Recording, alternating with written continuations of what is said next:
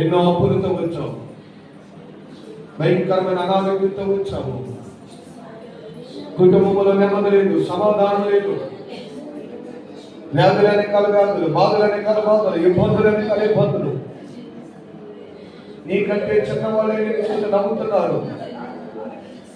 నీ ఎదుట నుంచోవడానికి కూడా పనికిరాని వాళ్ళు నీకు పేర్లు పెడుతున్నారు. నీ కుటుంబాన్ని చూసి యాలను చేస్తున్న వాళ్ళు చాలా మంది ఉండొచ్చు. నీ వెళ్తుంటే వెనకాల తాతాకుల కంటే వాళ్ళు చాలా మంది ఉండొచ్చు.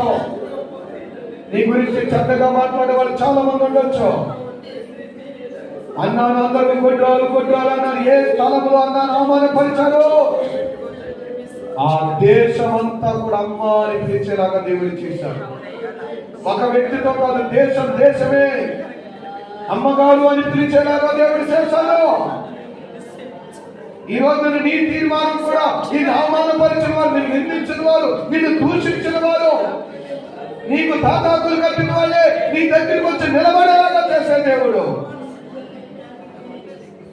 ఈ రాత్రి దేవుని దగ్గర తీర్మానం